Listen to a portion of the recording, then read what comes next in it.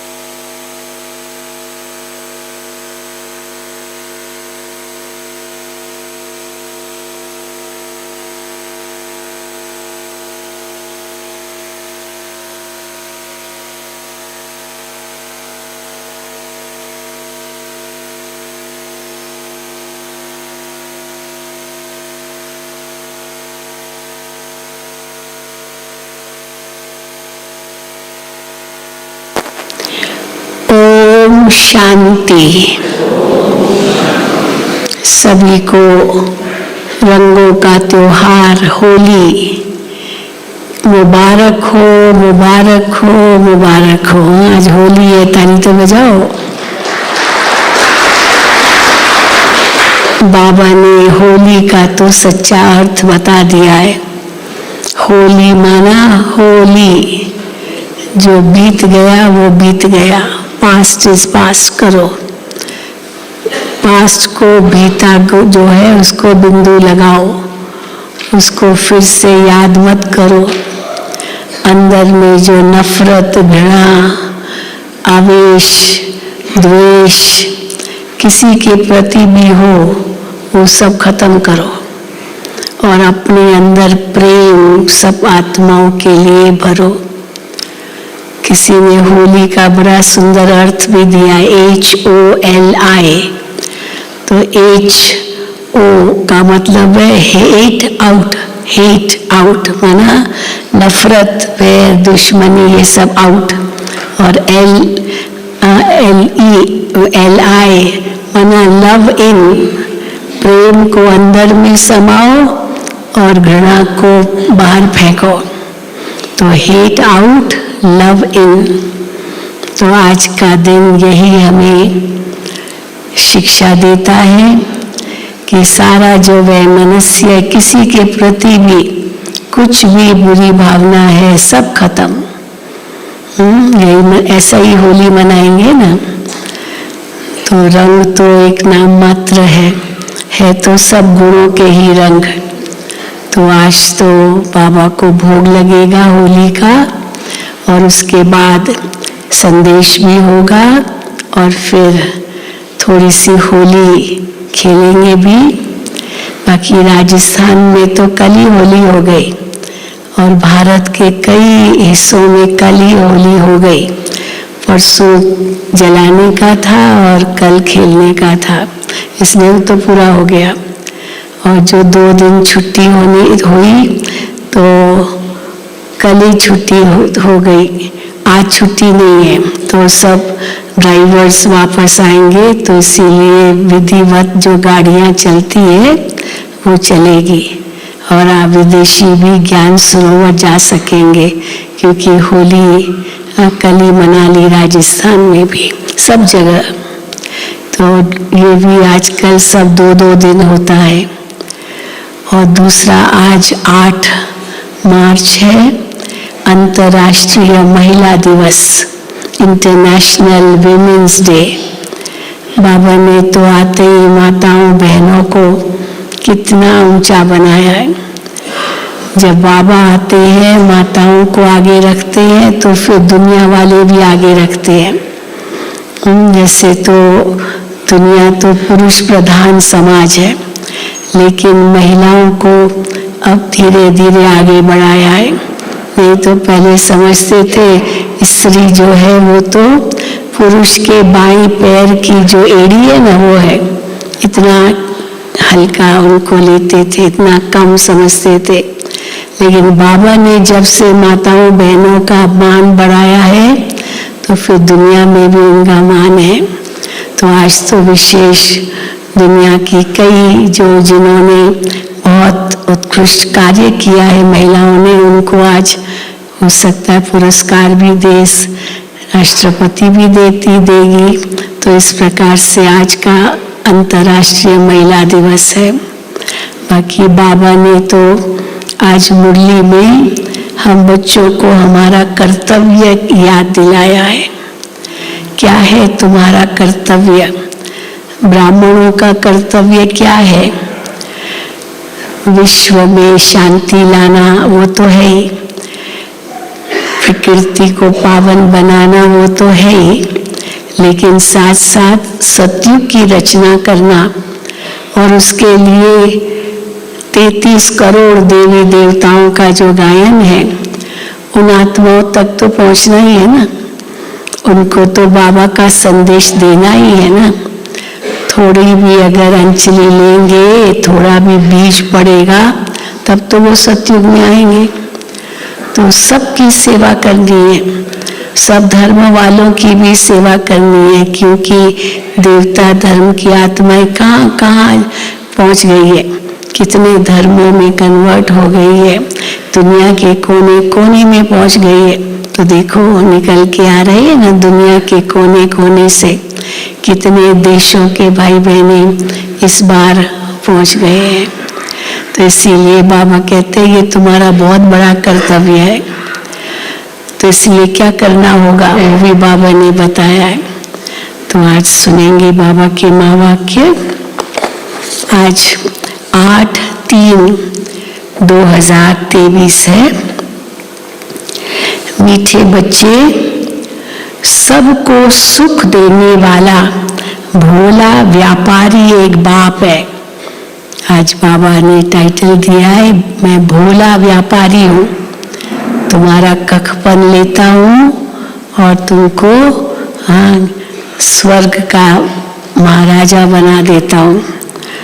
तो मीठे बच्चे, सबको सुख देने वाला भोला व्यापारी एक बाप है।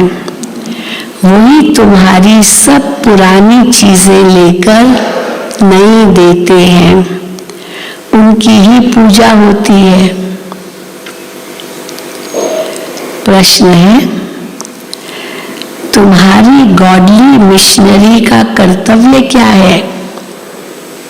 दुनिया में कई प्रकार की मिशनरीज है जो अपने अपने धर्म में लाते हैं, कन्वर्ट करते रहते हैं। तो हमारी गॉडली मिशनरी का कर्तव्य क्या है? तुम्हें कौन सी सेवा करनी है?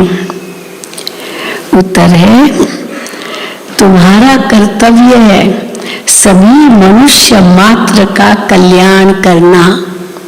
ये तुम्हारा कर्तव्य है। फिर तो बाबा ने आगे का प्रकृति का भी कल्याण करना है, तो तत्वों का भी कल्याण करना है, मनुष्य आत्माओं का तो कल्याण करना ही है। सभी मनुष्य मात्र का कल्याण करना, ये तुम्हारा कर्तव्य है। सबको तमो प्रधान से सतो प्रधान बनाने के लिए बाप का संदेश देना है। तुम सबको बोलो कि स्वर्ग स्थापन करता बाप को याद करो। क्या बोलो? कि स्वर्ग स्थापन करता बाप को याद करो तो तुम्हारा कल्याण होगा। अब उनकी याद में कल्याण है बस, बाकी तो और किसी की याद में कोई कल्याण नहीं है। तो तुम्हारा कल्याण होगा। तुम्हें सबको लक्ष्य देना है। हाँ, क्या लक्ष्य देना है? कि तुमको देवता बनना है। तो जो देवताओं को मानने वाले तुम्हारे कुल के होंगे, वो इन सब बातों को समझेंगे। उनके अंदर वो संस्कार है देवता बनने के, तो वो तुम्हारी बातों को समझेंगे। तो तुम्हारी है रूहानी बातें, जिस्मानी बातें तो नहीं है ना। तो रूहानी बातें कौन समझेंगे? जो देवता धर्म की आत्माएं होगी। तो इसीलिए बाबा कहते हैं कि सेवा तो सबकी करनी है। गीत है, भोलेनाथ से निराला कोई और नहीं। फिर गौरी नाथ से निराला कोई और नहीं। तो गौरी कौन है? हाँ, भोलानाथ तो है बाबा। तो गौरी कौन है? वैसे पार्वती को दिखाते हैं गौरीनाथ, और फिर वो शंकर को बता देते। अब बाबा कहते हैं शंकर तो सूक्ष्म वतन में, वहाँ क्या पार्वती होगी? सूक्ष्म वतन में तो पार्वती होगी। ये पार्वती तो सृष्टि पर है सब। बाबा कहते हैं तुम ही वो देवियां हो, तुम्हारी पूजा होती है, तो इसीलिए वो तुम तो सृष्टि पर हो। और शंकर को तो सूक्ष्म वतन में दिखाते हैं, तो वो जोड़ी कैसे हुई? पार्वती तो सब हम आत्मा ही है और शिव बाबा हमारे साजन है। तो बाबा कहते हैं शंकर पार्वती को दिखाना ये भी गलत हो गया। शिव के साथ हम सब शक्तियां हैं, तो पार्वती है। तो बाबा फिर दूसरी करेक्शन, ब्रह्मा सरस्वती को भी जोड़ी दिखाते। अब ब्रह्मा सरस्वती तो जोड़ी है नहीं, सरस्वती तो ब्रह्मा की बेटी है, तो इसीलिए वो तो बाप और बेटी हो गया। लेकिन वो भी जोड़ी दिखाते हैं। तो बाबा कहते हैं कि मैं आकर के ये सब बातें करेक्ट करता हूँ। तो सच्ची जोड़ी कौन सी है? सच्ची जोड़ी है लक्ष्मी नारायण की। हाँ, वो जरूर है। विष्णु को भी 4 अलंकार दिखाते, 4 हाथ दिखाते। तो विष्णु में तो लक्ष्मी आ ही गई, नारायण भी आ गया, लेकिन फिर भी कई बार अलग अलग दिखाते। तो लक्ष्मी नारायण जो 2 भुजा वाले लक्ष्मी, 2 भुजा वाले नारायण, वही सच्ची जोड़ी है। फिर बाबा कहते उनकी इतनी पूजा क्यों? वो तो किसी को सुख देते नहीं है। सुख तो बाबा ने, शिव बाबा ने दिया है। तो लक्ष्मी नारायण की भी इतनी पूजा है। उन्होंने कुछ सुख नहीं दिया, उन्होंने तो शिव बाबा से सुख लिया और उस सुख धाम के मालिक बने। तो देखो आज बाबा ने कई राज समझाए। तो गीत है, भोलेनाथ से निराला कोई और नहीं। ओम शांति। भोलानाथ शिव बाबा बैठ समझाते हैं। भोलानाथ सिर्फ एक शिव बाबा है। गौरीनाथ जो कहते हैं, अब गौरी कोई एक पार्वती तो नहीं होती, गौरी पार्वती को कहते हैं। अब गौरी कोई एक पार्वती तो नहीं होती, गौरीनाथ फिर बबुलनाथ, सबका अर्थ है, जो भी शिव के अलग अलग नाम है उन सबका अर्थ है। तो गौरीनाथ या बबुलनाथ अर्थात बबुल जैसे कांटों को फूल और जो सांवरे बन पड़े हैं उनको गोरा बनाने वाले हैं। तो गौरीनाथ कोई पार्वती नहीं, तो हम सब सांवरे बन गए, बाबा हमको गोरा बनाते हैं और बबूल कांटों से फूल बनाते हैं। महिमा सारी एक की है, ये है मनुष्य सृष्टि रूपी झाड़ व ड्रामा। जब ड्रामा कहा जाता है तो कौन याद आता है? कोई भी ड्रामा या फिल्म नाटक कुछ भी कहते हैं तो पहले पहले कौन याद आता है? उसमें जो मुख्य एक्टर्स हैं वो जरूर याद आते हैं। मुख्य जरूर हीरो हीरोइन की जोड़ी होती है वो याद आते हैं। आज भाई इस फिल्म की हीरो हीरोइन कौन है, तो उनका ही नाम पहले आता है। तो हीरो हीरोइन की जोड़ी होती है। यहाँ भी मुख्य कोई जरूर चाहिए। मात पिता नामी ग्रामी है, मात पिता अलौकिक मात पिता। सूक्ष्म वतन में कहते हैं शंकर पार्वती है, ब्रह्मा का तो किसको पूरा मालूम ही नहीं है। ब्रह्मा सरस्वती कह देते हैं, परंतु वो कोई जोड़ी है नहीं। वास्तव में शंकर पार्वती की भी जोड़ी है नहीं। विष्णु को भी दुनिया नहीं जानती कि वो तो कंबाइंड रूप है लक्ष्मी नारायण का। विष्णु को भी दुनिया नहीं जानती। उनको जो अलंकार दिखाते हैं वो भी उनके नहीं है। देखो कितना बड़ा रास, जो शंख चक्र गदा पद्म जो विष्णु को दिखाते ये भी उनके अलंकार नहीं है, ये देवताओं के अलंकार है ही नहीं, ये तो ब्राह्मणों के अलंकार है। लेकिन क्योंकि ब्राह्मणों की स्थिति ऊपर नीचे होती है तो जो संपूर्ण रूप है उनको दे दिया। तो बाबा कहते हैं उनको जो अलंकार दिखाते वो भी उनके नहीं है। यहाँ लक्ष्मी नारायण की जोड़ी कहेंगे, जो रियल जोड़ी है, कपल है, वो लक्ष्मी नारायण। अब सभी से भोलानाथ उनको कहा जाता है जो बहुत सुख देने वाला है। वही भोला होगा ना, सबको सुख देने वाला। भोलानाथ व्यापारी भी है, हमसे पुरानी चीज लेकर नहीं देता है। तो पहले पहले बुद्धि में आना चाहिए सभी से ऊंच से ऊंच कौन, सबसे अधिक सुख देने वाला कौन। जो बहुतों को सुख देते हैं उनकी फिर पूजा भी होती है। तो ये सब विचार सागर मंथन करने की बातें हैं। अब ये ब्रह्मा बाबा का विचार सागर मंथन चला और बाबा ने मुरली में सुनाया, तो विचार सागर मंथन करने की बातें।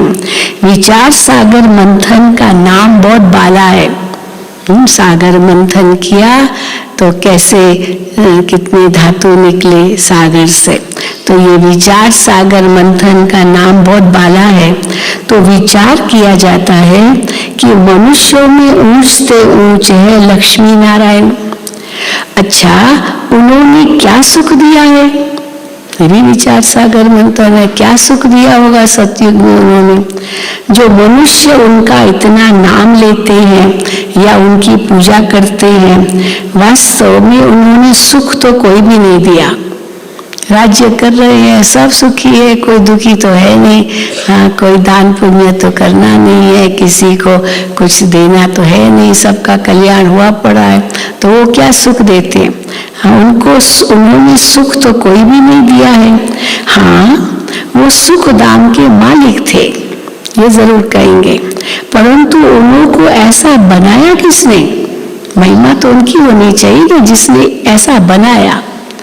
उन्होंने तो किसी को बनाया नहीं, लक्ष्मी नारायण बन गए, वो तो खुद मालिक बन गए, पर उन्होंने तो उस समय सत्युग में तो किसी को बनाया नहीं।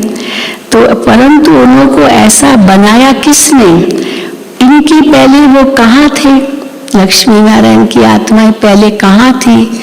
हाँ, जो भगवान, जो चलो कहेंगे भगवान ने बनाया, उनको सुख इतना दिया, तो इनके पहले वो कहाँ थे?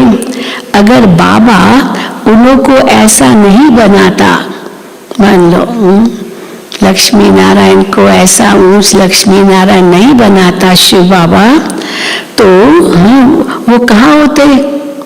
कहाँ होते भाई?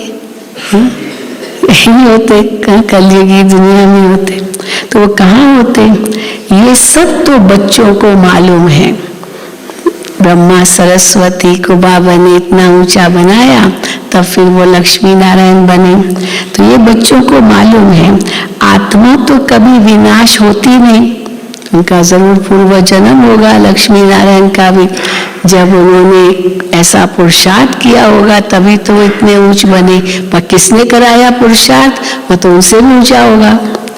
तो आत्मा तो कभी विनाश होती नहीं, उन्हों को ऐसा काम किसने सिखलाया जो इतना ऊंच बने? जरूर कोई शिक्षा मिली होगी, इतनी बड़ी शिक्षा मिली होगी जो इतना ऊंच पद पाया। दुनिया नहीं जानती कि वो पास्ट में कौन थे, लक्ष्मी नारायण की आत्मा पास्ट में कौन थी, ये नहीं जानते। अब तुम जानते हो कि लक्ष्मी नारायण 84 जन्म भोग अंत में ब्रह्मा सरस्वती बनते हैं। तो क्या लक्ष्मी नारायण की महिमा गाई जाए या उन्हों को जो पुरुषार्थ कराने वाला है अथवा प्रारब्ध देने वाला है उनकी महिमा की जाए?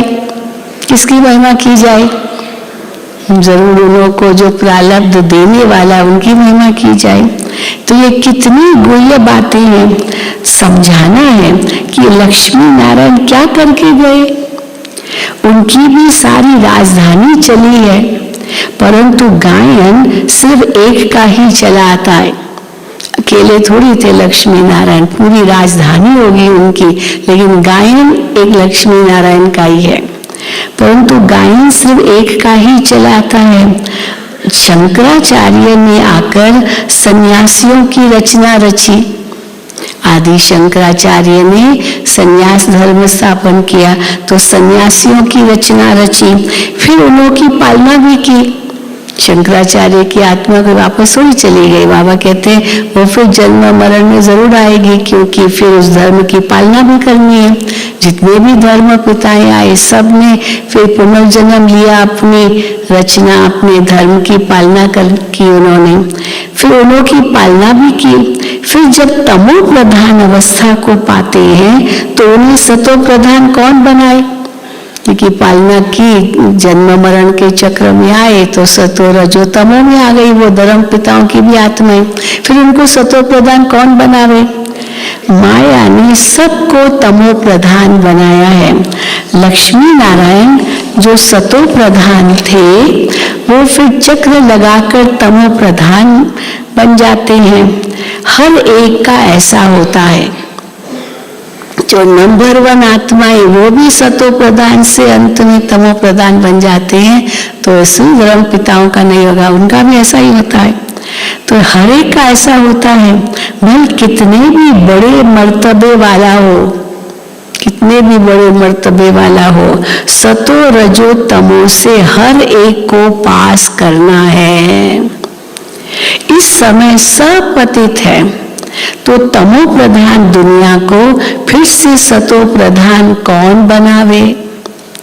पहले पहले सतो प्रधान सुख में आते हैं, फिर दुख में जाते हैं। ये सभी आत्माओं के लिए, चाहे वो कभी भी आए सृष्टि मंच पर, पहले सतो रज, पहले सतो फिर रजो फिर तमो में आते हैं। लेट आएंगे तो थोड़ा पीरियड होगा सतो रजो तमो का, शुरू में आएंगे तो ज्यादा समय होगा सतो रजो तमो का। तो बाबा कहते हैं ये राज अभी तुम बच्चों को समझाया जाता है। 84 जन्म लेना है तो जरूर सतो प्रधान से तमो प्रधान बनना ही होगा। 84 जन्म लेते लेते नीचे आना ही होगा। हर चीज सतो रजो तमो जरूर होती ही है। प्रिसेप्टर्स का भी ऐसा होता है, धर्म पिताएं प्रिसेप्टर कहते हैं उनको, उनका भी ऐसा ही होता है। वो भी आत्माएं भी सतो रजो तमो में आती है, वो भी अब तमो प्रधान है। तो फिर भी अब सबसे ऊंचते ऊंच कौन? हाँ, और तो कौन सबसे ऊंच? जो कभी भी तमो प्रधान नहीं बनता। बाकी आत्माएं तो सब तमो प्रधान बनती है अंत में। तो वो कौन है जो कभी तमो प्रधान नहीं बनता? अगर वो भी तमो प्रधान बन जाए, कोई पूछे क्यों वो नहीं बनता, तो बाबा कहते अगर वो भी तमो प्रधान बन जाए तो फिर उनको सतो प्रधान कौन बनाए? चलो उनको सतो प्रधान कोई और बनाए, फिर तो फिर वो परमात्मा हो गया ना, जो फिर उनको सतो प्रधान बनाए। इसलिए परमात्मा तो कभी तमो प्रधान बनता ही नहीं। तो बाबा कहते हैं तो फिर भी अब सबसे ऊंचते ऊंच कौन? जो कभी भी तमो प्रधान नहीं बनता। अगर वो भी तमो प्रधान बन जाए तो फिर उनको सतो प्रधान कौन बनाए? फिर बलिहारी उनकी हो जाए, जो फिर उनको परमात्मा को सतो प्रधान बनाए, बलिहारी उनकी हो जाए, वो परमात्मा बन जाए। ऐसे ऐसे विचार सागर मंथन करने से दिल में जो पॉइंट जचती है, अच्छी लगती है तो सुनाई जाती है। तो ब्रह्मा बाबा ने भी आज विचार सागर मंथन किया और ये सुनाया तो सुनाई जाती है। फिर आपका भी फर्ज है, बाबा कहते हैं विचार सागर मंथन करके सबको सुनाना। भोलेनाथ परम पिता परमात्मा ही सबका सदगति दाता है, सतो प्रधान बनाने वाला है।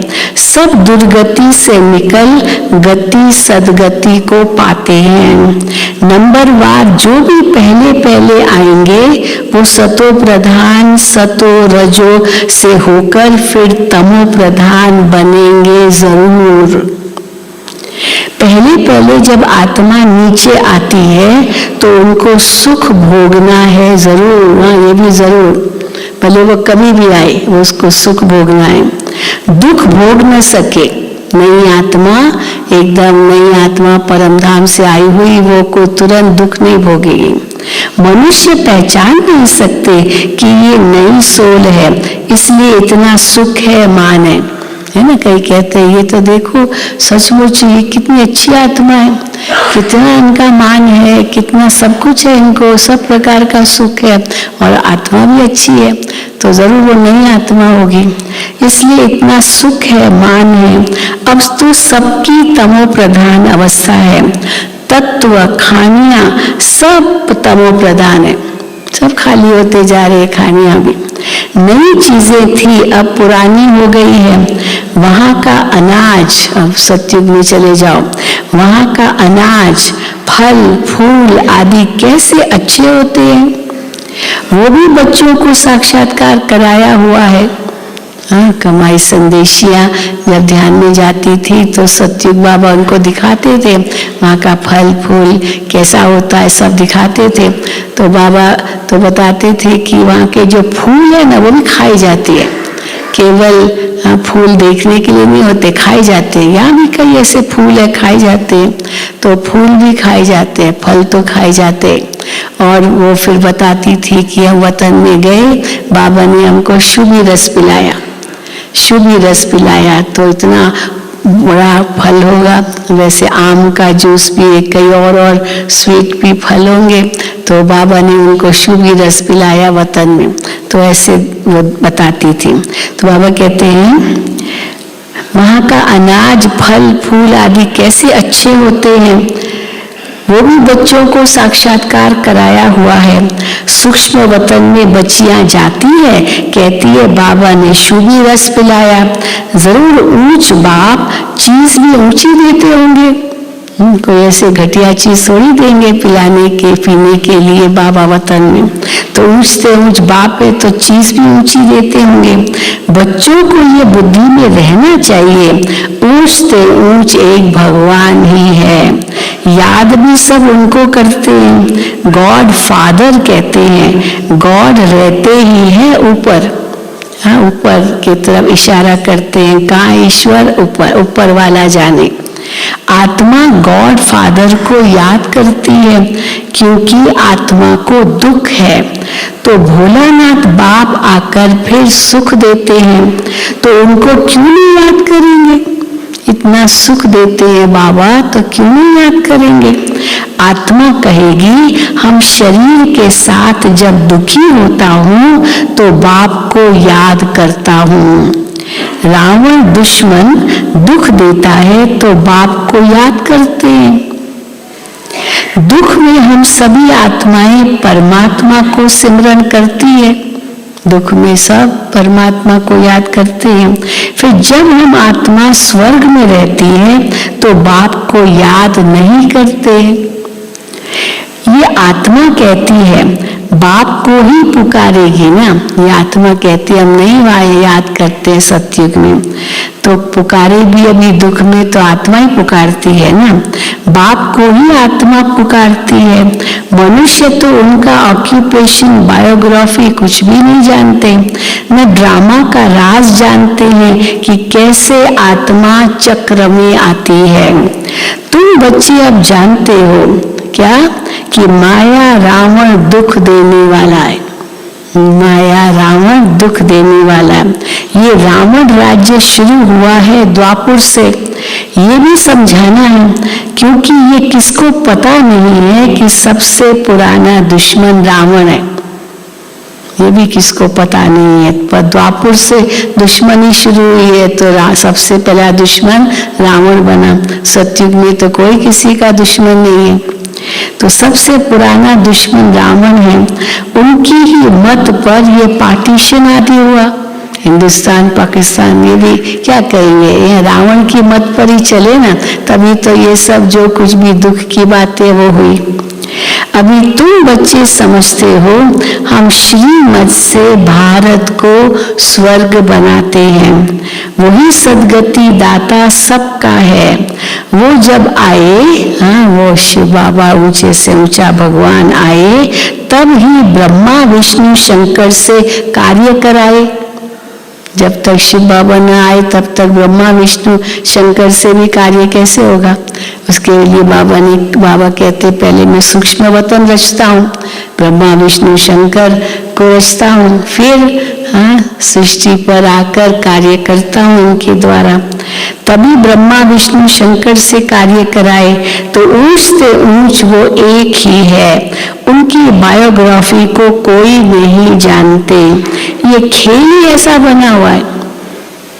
वो जो ऊंचे से ऊंचा भगवान है उनको कोई नहीं जानते। बाबा कहते कि खेल ही ऐसे बना हुआ, न जानना।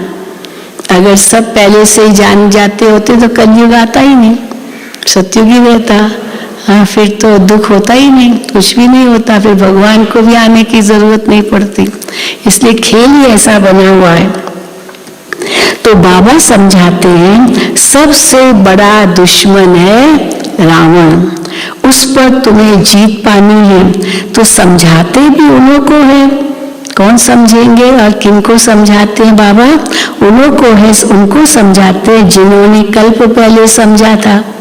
हम सब तो समझे हुए बैठे हैं ना, कल्प पहले भी हमने समझा था, अभी भी हमको बाबा समझा रहे हैं।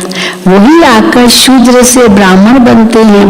अब विचार करो सतयुग से त्रेता अंत तक कितनी संप्रदाय वृद्धि को पाती रहेगी, क्योंकि उसी अनुसार सेवा करनी है।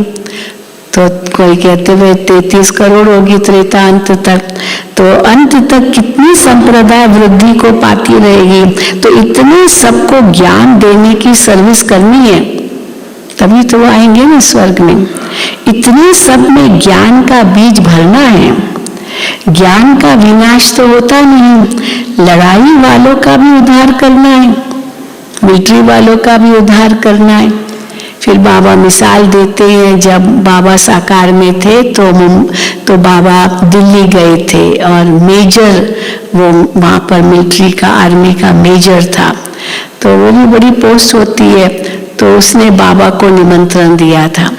तो जब बाबा दिल्ली में उनके मेजर की कोठी में रहे, बहुत बड़ा उनका बंगला था, तो उन्होंने कहा बाबा आप हमारे ही पास रहो। तो बाबा उनकी कोठी में रहे।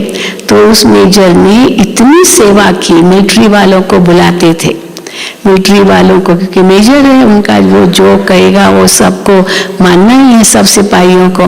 तो वो आते थे और बाबा से मिलते थे, फिर बाबा उनको ज्ञान देते थे। हाँ, तो देखो बाबा क्या कहते हैं। तो बाबा कहते हैं ज्ञान का विनाश तो होता नहीं है, लड़ाई वालों का भी उद्धार करना है। हमारे दैवी संप्रदाय वाले जहां होंगे वो निकल आएंगे।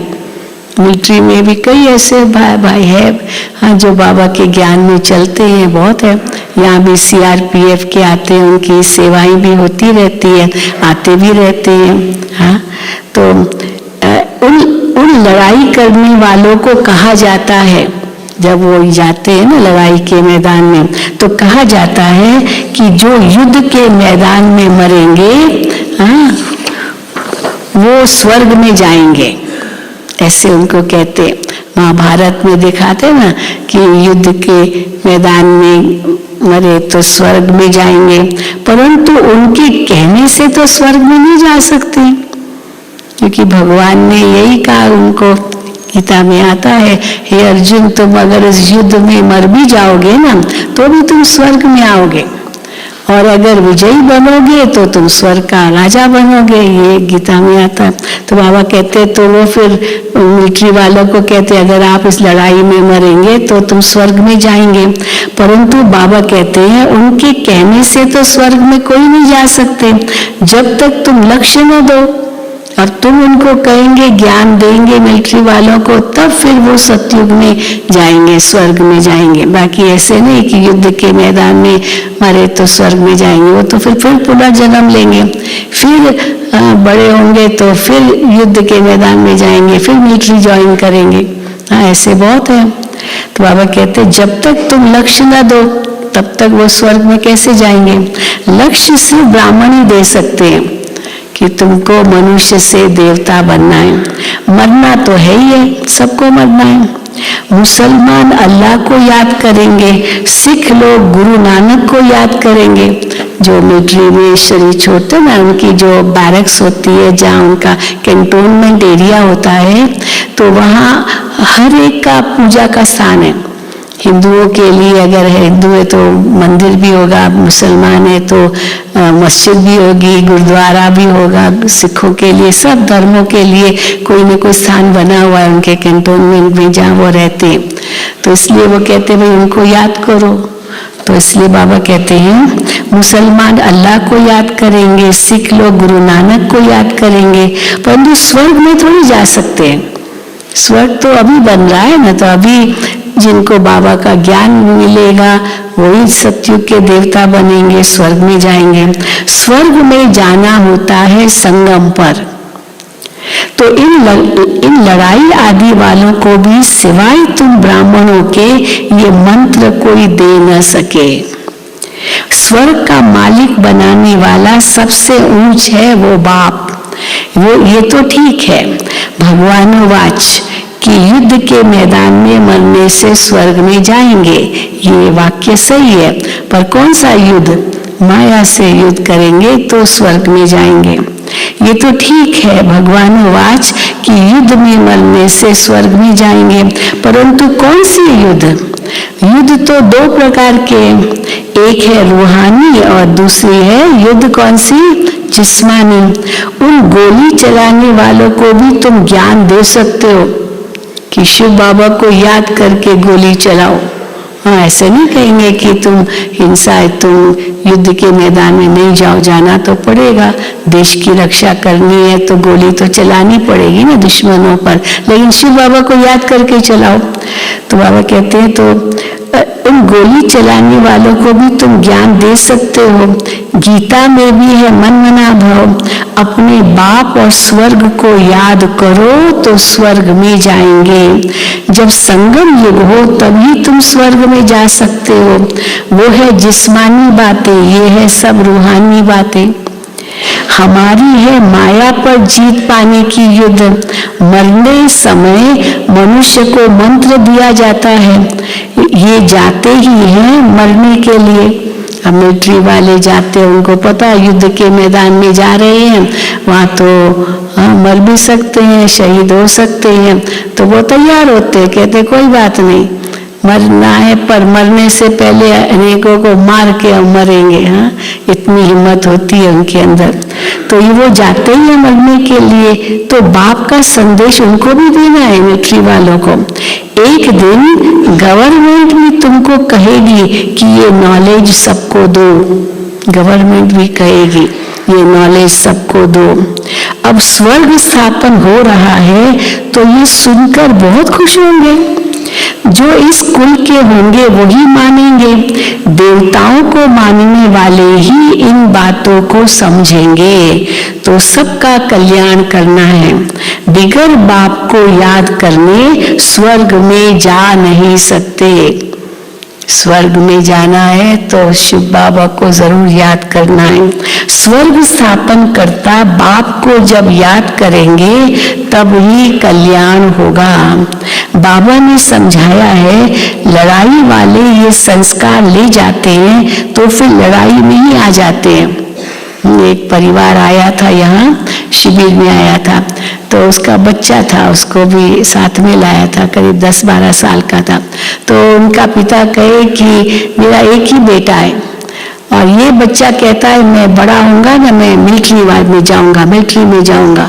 और उनको जो खिलौने चाहिए थे वो भी बंदूक की खिलौना चाहिए, उसको और कोई खिलौना पसंद ही नहीं, बस मुझे बंदूक चाहिए। और उसको तो टॉय बंदूक या गन देते थे, लेकिन उसने कहा कि इसको बोलो हाँ वहां नहीं जाना, तुम एक ही बेटा हो मेरा, अगर तुम मर गए तो क्या होगा। तो पद वो कहे नहीं, मैं तो मिलिट्री में जाऊंगा, मैं तो मिलिट्री में जाऊंगा, यही उसका लक्ष्य था। अब वो आत्मा पूर्व जन्म में होगी ना मिलिट्री में, तो वही संस्कार लेकर के आई है इस नए जन्म में। तो बाबा कहते हैं, बाबा ने समझाया है लड़ाई वाले ये संस्कार ले जाते हैं तो फिर लड़ाई में ही आते हैं, लड़ाई में ही जाते हैं। आत्मा संस्कार ले जाती है ना, स्वर्ग में तो जा न सके।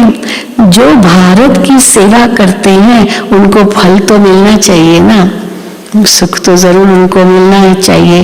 तो उन्हों की भी सर्विस करनी है, बड़ों को समझाना है, बड़ों को समझाना है। तुम्हारा प्रभाव निकलेगा, तुमको कहेंगे यहाँ आकर के भाषण करो। अभी तो बहुत कहते हैं यहाँ आकर भाषण करो। जैसे मेजर ने बाबा को मंगाया, दिल्ली में मेजर भाई थे, उनको बाबा मेजर ही बच्चा ही कहते थे। तो मेजर ने बाबा को मंगाया, जहां तहां समझाने के लिए घुसना पड़ता है। तो मेजर की सेवा की गई, तभी तो इतना वो बाबा के ज्ञान में आगे आया, जो उसने फिर उनके अंदर जो थे या उनसे जो ऊपर भी थे उनकी भी सेवा की और बाबा से मिलाया। तो जहां तहां समझाने के लिए घुसना पड़ता है। बड़े को समझाने से फिर छोटे बहुत आते हैं। परंतु फिर बाबा ने परंतु क्यों कहा, परंतु गुरु को तो तुम पहले समझाओ तो चेले लोग उनका माथा ही खराब कर देंगे। अब किसी गुरु को आप समझाओ और वो गुरु को बाबा का ज्ञान अच्छा लगे तो लोग कहेंगे, उनके जो शिष्य होंगे वो कहेंगे इस गुरु का तो ब्रह्मा कुमारियों ने जादू लगा दिया, तो वो फिर गुरु को छोड़ देंगे। इसीलिए गुरु लोग तो बहुत डरते हैं, आते हैं महिमा खूब करते हैं, लेकिन कोई ब्रह्मा कुमार बन जाए ऐसे तो नहीं। तो बाबा कहते हैं परंतु गुरु को तुम पहले समझाओ तो चेले लोग उनका माथा ही खराब कर देंगे, फिर उनको निकाल दूसरे को गद्दी दे देंगे। तुम निकलो यहाँ से, तो वो ब्रह्मा कुमारियों के पास जाते हो तो फिर दूसरे को गद्दी दे देंगे, क्योंकि ये बिल्कुल नई बातें हैं ना। सारी दुनिया में एक भी मनुष्य गीता को पूरा समझते नहीं है। कहते हैं बरोबर रुद्र ज्ञान यज्ञ से विनाश ज्वाला प्रज्वलित हुई, ये गीता में है। मैं रुद्र ज्ञान यज्ञ रचता हूँ जिससे विनाश की ज्वाला प्रज्वलित होती है।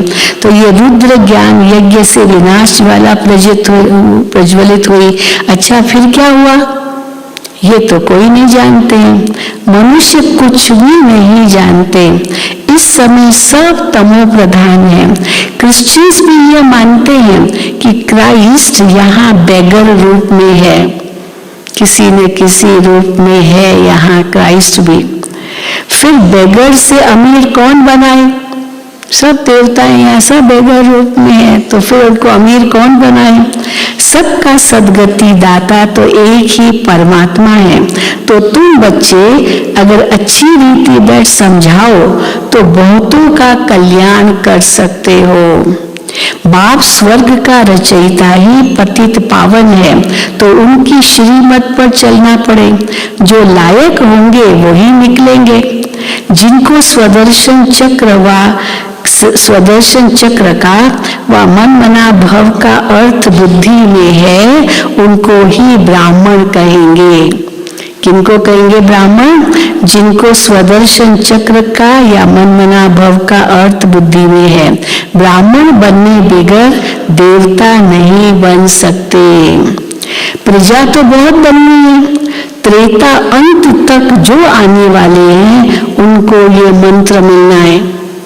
अंत त्रेता अंत तक आने वालों को मंत्र मिलना है।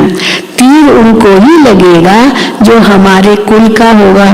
तुम्हारे तीर में अब जौहर भरता जाता है। जौहर माना जो तेज होता है ना, कोई भी चाकू या तलवार उसको तेज चाहिए तभी तो कुछ काटेगा ना। तो ये जौहर है बाबा की याद का जौहर, वो तेज जो तलवार को तेज करता। तो फिर बाबा कहते हैं हाँ, तुम्हारे तीर में अब जौहर भरता जाता है। फिर पिछाड़ी में बहुत तीखे बाण लगेंगे। तीखे बाण, वो बाण के वो आगे भी कुछ ऐसा उसको इतना शार्प बनाते हैं ना। तो बाबा कहते हैं तुम्हारे पिछाड़ी में बहुत तीखे बाण लगेंगे। सन्यासियों को भी बाण लगे हैं ना, लिखा है ना भीष्म पितामह द्रोणाचार्य कैसे उनको भी तो बाण लगे। तो सन्यासियों को भी बाण लगे हैं ना। फिर समझा है बरोबर ये भगवान ही बाण मारते हैं। वो उसने नहीं बाण मारा, अर्जुन ने बाण नहीं मारा, पर जैसे भगवान ने मारा है ना, ताकि क्योंकि उनका भी तो अंत होना है। तो बरोबर ये भगवान ने बाण मारा। तुम्हारे ज्ञान बाण अब जौहरदार रिफाइन बनते जाते हैं। जौहरदार रिफाइन बनते जाते हैं। तो मुख्य बाण एक ही है, एक ही ब्रह्मास्त्र है। कौन सा है वो मुख्य बाण? मन मना भव। ब्रह्मास्त्र अगर छोड़ा तो खत्म, सब खत्म। तो मुख्य बाण एक ही है, मन मना भव। यथार्थ रीति समझाया है कि यही संगम युग है जहां से स्वर्ग जा सकेंगे। कैसे जाएंगे स्वर्ग? संगम युग को क्रॉस करके स्वर्ग जाएंगे। महाभारत लड़ाई भी सामने खड़ी है, वो भी युद्ध का मैदान है, ये भी युद्ध का मैदान है। माया पर जीत पाने में मेहनत लगती है। साधारण प्रजा भी बहुत बननी है। जो इस कुल में आने वाला नहीं होगा, हाँ, उनको याद ही नहीं पड़ेगा, वो समझेगा ही नहीं ये ज्ञान, उनको कुछ समझ में नहीं आएगा जो स्कूल का नहीं होगा। सर्विस के लिए विचार सागर मंथन करते रहेंगे तो तुमको ज्ञान की पॉइंट्स बुद्धि में आएगी। उस युद्ध में तो विचार सागर मंथन चलेगा। अब उस युद्ध में विचार सागर मंथन क्या चलता है?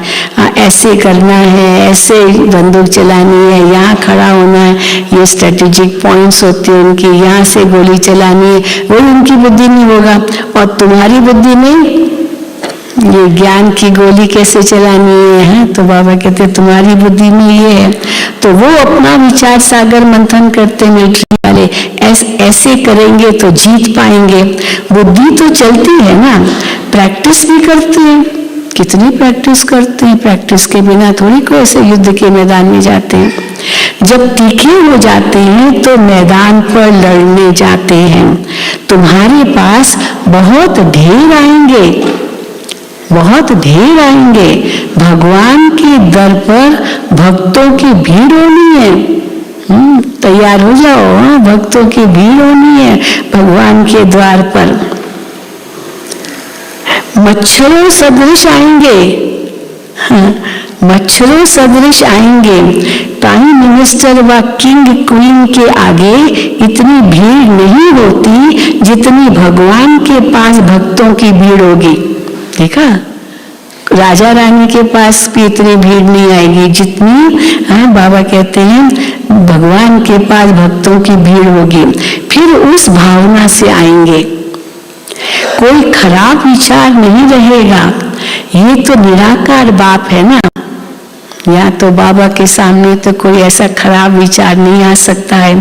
तो समझ में आता है भगवान के आगे भक्तों की भीड़ होनी है, होनी चाहिए, ये समझ में आता है।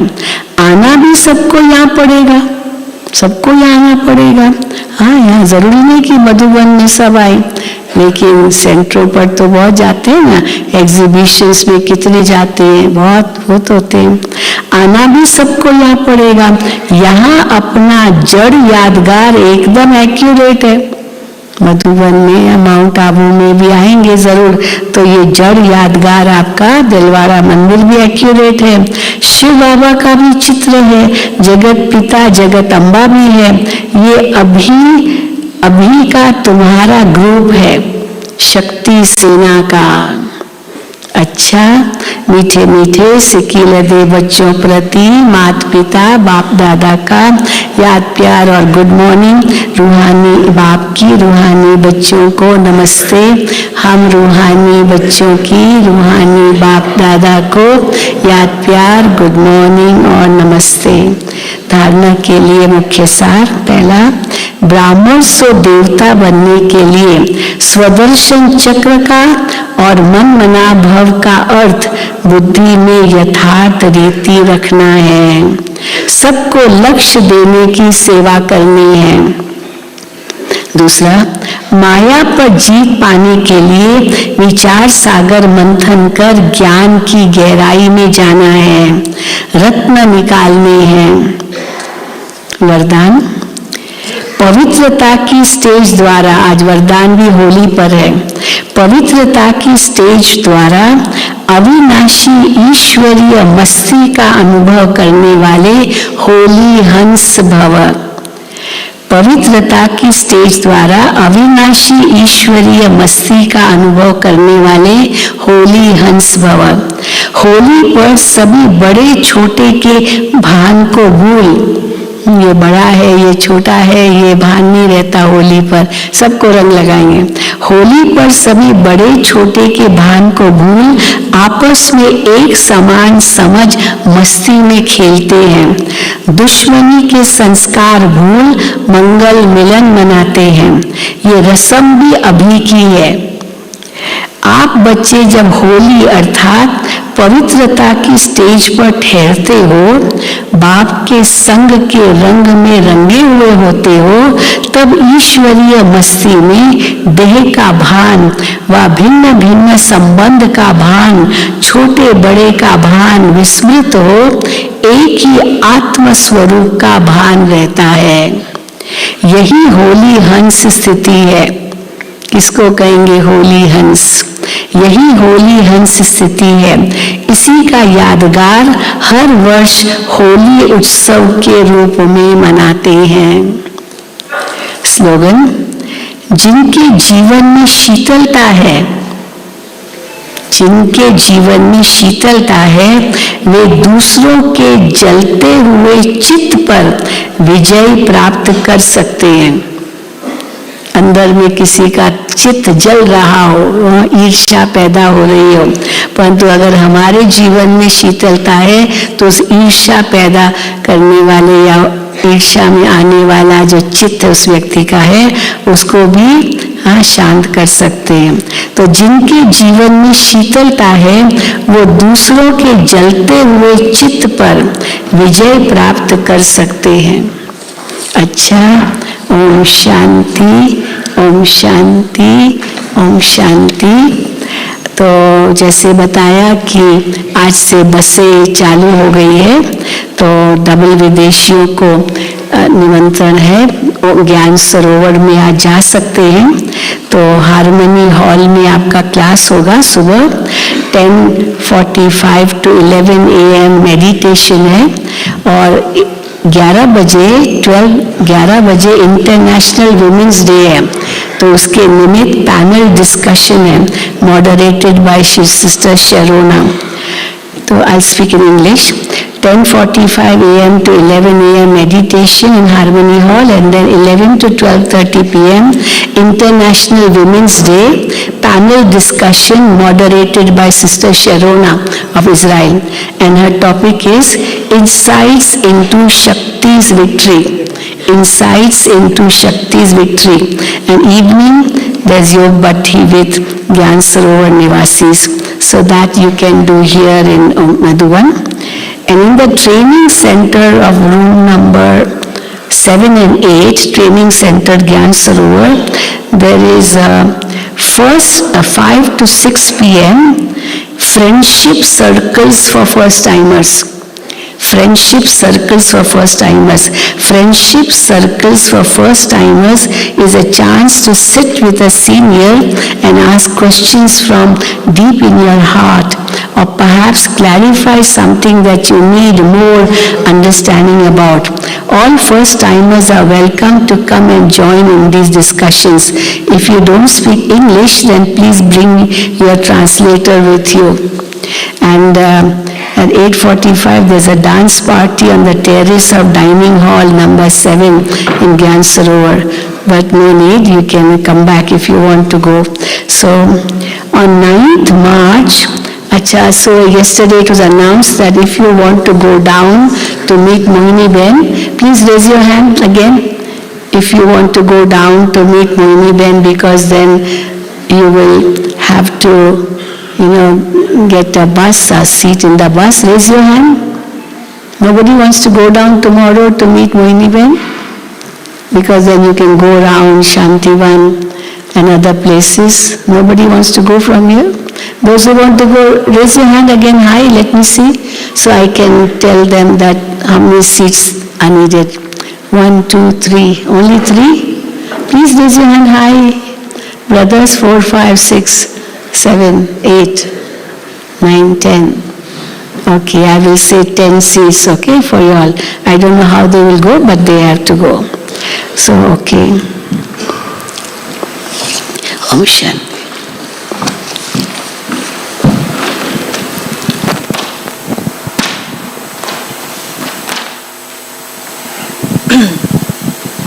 सुन गया? मेरे ऊपर आ रहा है। हाँ, उधर करो, दोनों तरफ करो।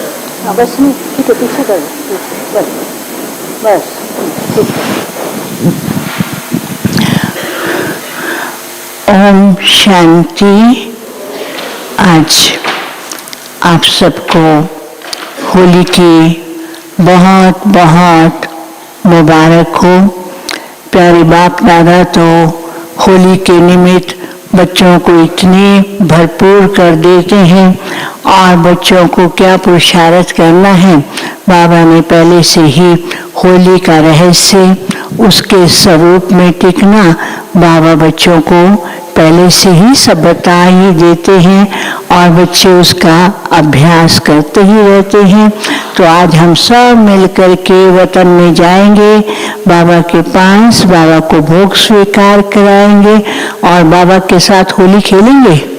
जो बाबा के साथ होली खेलेंगे वो बाबा को बता दो, थोड़े से हाथ खड़ा किया, और बाकी जो नहीं खेलेंगे वो हम बाबा को बता देंगे, क्योंकि ये होली नहीं खेलना चाहते हैं, ठीक है, वो भी बता देंगे। फिर से बाबा को हाथ खड़ा करके बाबा को बताओ। जिन्होंने हाथ खड़ा नहीं किया होली नहीं खेलेंगे। अच्छा, तो बाबा कहते हैं बाप के साथ खुशियों में नाचना और बाप के साथ बाबा के द्वारा वरदानों से खेलना, यही तो होली है और क्या है। इसलिए आप सबको सबकी तरफ से बाबा को याद प्यार देंगे और आप सब बाबा के साथ मिल करके होली खेलेंगे। और भोग के बाद बाबा जो सुनाएंगे वो आपको सुनाया जाएगा। उसके बाद आप सभी पर बाबा की प्यार का, लेकिन हर एक कोई ऐसा नहीं है, थोड़ा सा रंग नहीं, केसर वाटर वो डाला जाएगा। और फिर उसके साथ साथ जो भी बहनें या भाई डांस करना चाहेंगे वो यहाँ पर ही डांस करेंगे और यहाँ पर ही आपस में मिल करके सब में यहाँ हॉल में ही डांस करेंगे। और कोई भाई बहनें जो आज जा रहे हैं, दोस्त who are living today, please raise your hand. If anyone is leaving today, those who are leaving, अच्छा, जो भी जा रहे हैं आज वो प्रातः 9 बजे के अंदर टोली डिपार्टमेंट से अपने रिटर्न जर्नी की टोली ले लेंगी, क्योंकि कभी कभी पता नहीं पड़ता, चाहे कल लोगों ने कलर डाला है, कभी आज भी इधर उधर कलर डाल दें, इसलिए 9 बजे के बाद टोली डिपार्टमेंट बंद हो जाएगा। तो जो आज जा रहे हैं वो अपने रिटर्न जर्नी की टोली डिपार्टमेंट से प्राप्त कर लें 9 बजे से पहले। ओम शांति।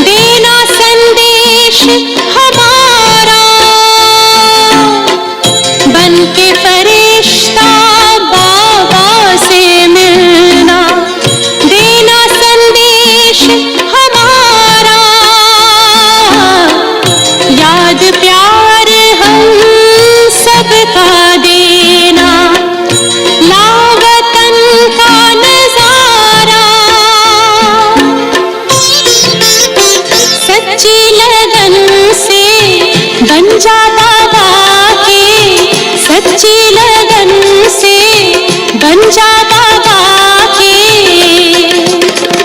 तू गले का हार, उड़ जा प्यारे वतन में, नीले अंबर के उस पार, हो नीले अंबर के उस पार।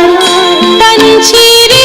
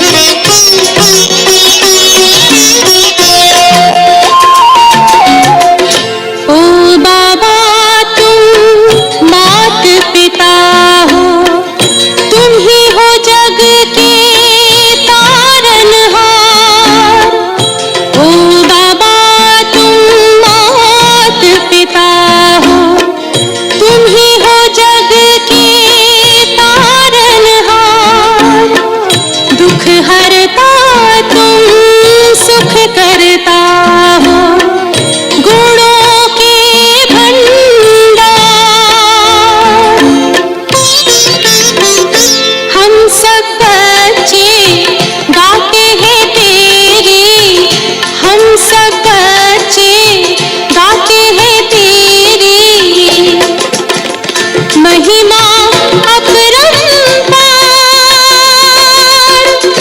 उड़ जा प्यारे वतन में, नीले अंबर के उस पार, नीले अंबर के उस पार। पंछी रे उड़ जा प्यारे वतन में, नीले अंबर के उस पार, नीले अंबर के उस पार, हो नीले अंबर के उस पार, नीले।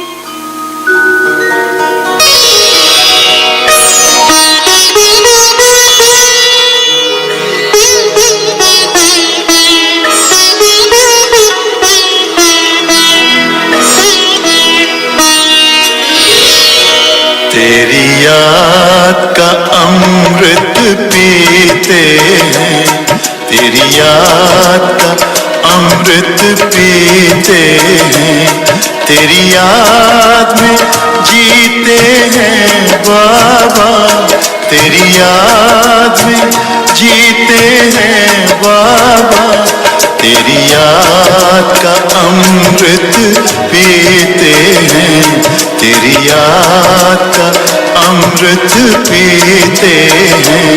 रहे याद सदा ही साथ तेरी, रहे याद सदा ही साथ तेरी।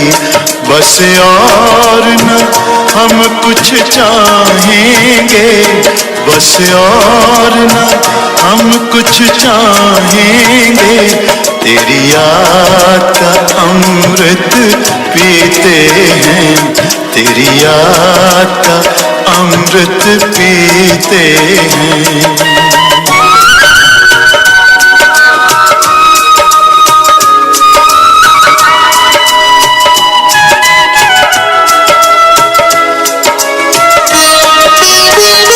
जो पल बीते तेरी यादों में, जो पल बीते तेरी यादों में, वो पल अविनाशी होते हैं, वो पल अविनाशी होते हैं।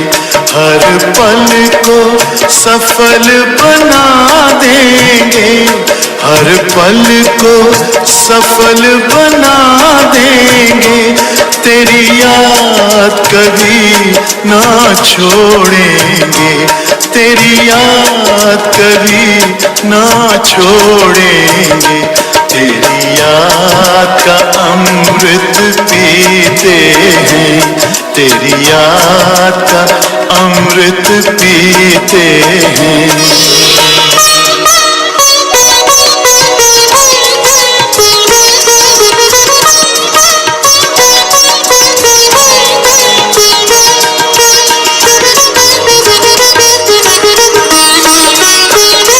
यूं ही आप रहो संग संग बाबा, यूं ही आप रहो संग संग बाबा, इस दुनिया के सुख पाने क्या, इस दुनिया के सुख पाने क्या, लहराते रहे तेरी यादों में, लहराते रहे तेरी यादों में, उन यादों में खो जाएंगे, उन यादों में खो जाएंगे, तेरी याद का अमृत पीते हैं, तेरी याद का अमृत पीते हैं, तेरी याद में जीते हैं बाबा,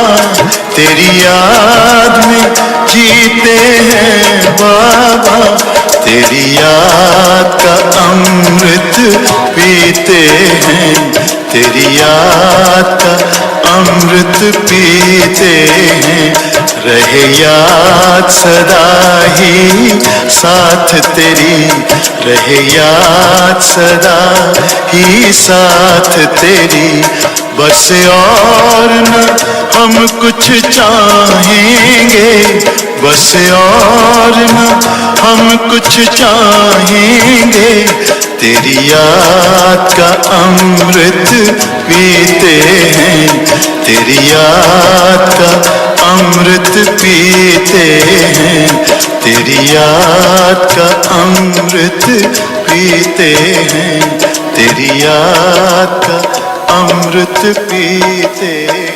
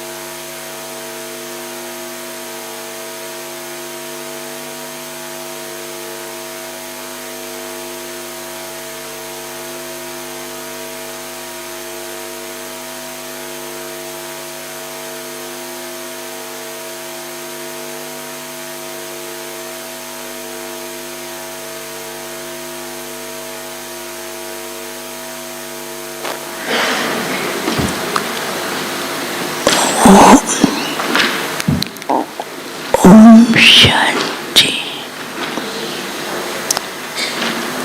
आज होली के पावन पर्व पर आप सबकी याद लेकर जैसे ही मैं वतन में पहुंची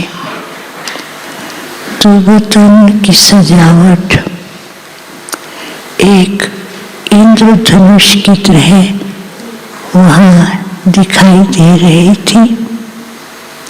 बीच में बाबा खड़े थे और बाबा ने दोनों बाहें पसारी, कहा, आओ मेरे लाडले बच्चे, मीठे बच्चे। तो इतने में क्या देखती हूँ कि बाबा के सामने बहुत से भाई बहने पहुँच गए और वतन में तो बहुत सुंदर रिमझिम हो गई। तो बाबा ने कहा, बच्ची देखा? मैंने कहा, बाबा इतने सारे आए हैं। बाबा ने कहा, आए नहीं है, बाप ने ही इनको चारों तरफ से कहां से बच्चों को बुला करके वतन में बुलाया है। जैसे लौकिक में भी कोई होली के त्योहार पर कई अंदर छिप जाते हैं तो उसको ढूंढ के बाहर निकालते हैं। तो आज बाबा ने भी हर एक बच्चे को हर कोने से देश विदेश के अपने लाडले बच्चों को वतन में बुलाया है। तो जैसे बाबा ने कहा ना, तो एक तरफ बहनों का ग्रुप था, एक तरफ भाइयों का। तो बाबा ने ऐसे किया तो बहनों की मस्तक पर जैसे एक चिंदी दिखाई देने लगे और वो चिंदी से इतनी लाइट निकल रही थी और उस चिंदी पर लिखा हुआ था, सौभाग्यवती मेरा तो एक बाप दूसरा न कोई। और भाइयों के ऊपर लंबा सा तिलक था, ऐसे लंबा, और उस पर लिखा हुआ था महावीर।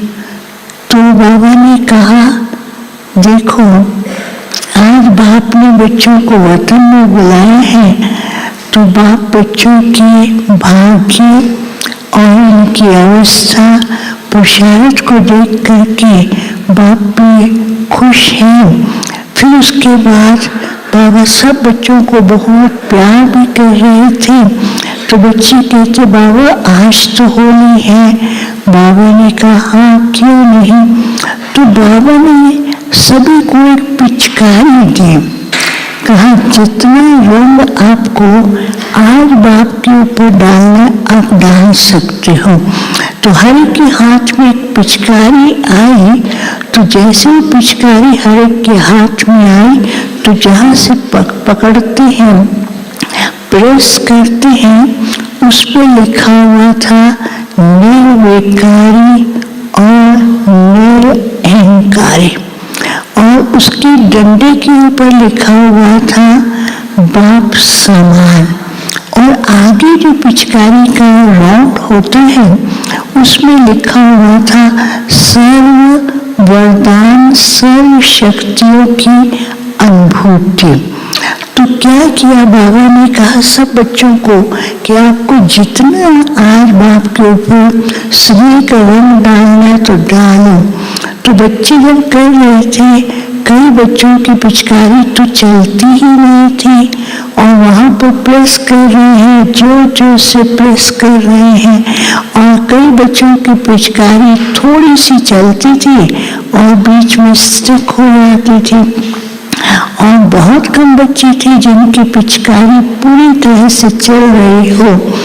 तो बाबा ने फिर बच्चों को याद दिलाया, बच्चों का ओरिजिनल स्वरूप क्या है, संपूर्ण पवित्रता। फिर दूसरी बात बाबा ने कही कि बच्चों के अंदर बाप समान जो है निरअहंकारिता भाव हो, नहीं तो कभी कभी जो अहम भाव की भावना आती है तो इस पिचकारी के रास्ते में एक रुकावट बन जाती है। तो जैसे बाप ने निमित्त बन करके निमित्त भावना से ही सब किया, वैसा ही है। फिर बच्चों का लक्ष्य क्या है, बाप समान बनना है। तो बाबा ने कहा जब ये भाव रहेगा तो उस भाव से जो बाप द्वारा सर्व शक्तियाँ, सर्व गुण, सर्व खजाने, सर्व वरदान प्राप्त हुए हैं, उनके द्वारा सारे विश्व के अंदर बच्चे भी लाइट की किरणें, सुख की किरणें, शांति के वाइब्रेशन फैला सकेंगे। तो फिर से बाबा ने कहा सब बच्चे अपनी ओरिजिनल स्थिति में स्थित हो जाए। तो जैसे स्थित हुए तो हर एक की पिचकारी से इतनी सुंदर कलरफुल लाइट निकलती थी जो सारे विश्व में पहुंच रही थी। और सामने एक ग्लोब था, उसके ऊपर पहुंच रही थी और ग्लोब की पहुंचते ही ग्लोब के अंदर चारों तरफ वो घूम रहा है और इतना सुंदर दृश्य लग रहा था। बाबा ने कहा देखो ये विश्व को परिवर्तन करना तुम बच्चों का काम है, जो कर रहे हैं और भी करते रहेंगे। फिर तो क्या हुआ, बाबा ने खुद पिचकारी लेकर के सब बच्चों के ऊपर ऐसे किया तो सबके पास अनेक वरदान आ रहे थे और वरदानों से उनका श्रृंगार होता जा रहा था। बाबा ने कहा ये मेरे सब बच्चे जो हैं वरदानी बच्चे हैं, वरदानों से जन्म लिया है, वरदानों से पले हैं और वरदानों से खेलते हैं। सदा वरदानों से खेलते रहे और वरदानों की वर्षा और वरदानों का रंग सबके ऊपर लगाते रहे, ताकि हर आत्मा अपने बाप को भी पहचाने और उनसे पूरा अधिकार ले। फिर तो मैंने बाबा को भोग स्वीकार कराया। तो भोग के बाद बाबा ने कहा आज बाप भी बच्चों का मुख मीठा कराएंगे। तो बाबा ने सबको बहुत प्यार से भोग स्वीकार कराते हुए कहा कि आज के दिन बाप ने बच्चों को बुलाया है तो बाबा बच्चों को गिफ्ट देंगे। तो मैंने कहा बाबा कौन सी गिफ्ट देंगे, अभी तो पिचकारी दी है। तो बाबा ने क्या किया, बाबा के हाथ में छोटी सी बिंदी थी, बहुत छोटी। तो ऐसे बाबा ने दिखाया, सब बच्चे कहते बाबा इतनी छोटी बिंदी क्यों दे रहे हैं। तो बाबा ने कहा देखो जैसे वो बिंदी सबके हाथ में आई वो तो बड़ी बड़ी होने लगी, इतनी हैवी थी जो उठा नहीं पाते थे। तो कोई तो उठा नहीं पाते थे, कोई उसको देख रहे थे। बाबा ने कहा बाप चाहते हैं कि बाप समान बिंदु स्वरूप में टिके, तो फिर उस स्वरूप के अंदर सब प्रकार की शक्तियां, सब प्राप्तियां स्वतः ही मिलती जाएंगी। नहीं तो बच्चे कभी कभी अपने इस ओरिजिनल स्वरूप को भूलते हैं, तो फिर बाप से डिमांड करते हैं बाबा ये कैसे करें, क्या करें। तो बाबा ने कहा अभी समय अनुसार बच्चों को अपने ओरिजिनल स्वरूप में टिक करके सारी शक्तियों का और गुणों का खुद के लिए और विश्व के लिए प्रयोग करना है। फिर बाबा ने सबको याद दिया, याद देते ही फिर बच्चों को इतना रास कराया, सब खुशी में झूम रहे थे। जैसे भक्ति में दिखाते हैं ना कि गोप और गोपियों की रास, लेकिन ये बाप और फरिश्तों की रास थी। सुंदर महफिल थी, ऊपर से लाइट की किरणें मर्दान पहुंच रहे थे, मर्दानों से सबका सुंदर कलरफुल डेकोरेशन दिखाई दे रहा था। बाबा ने कहा सदा सजे हुए हैं और सजे हुए रहे, सबको याद दिया। फिर मैं वापस आ गई। ओम शांति।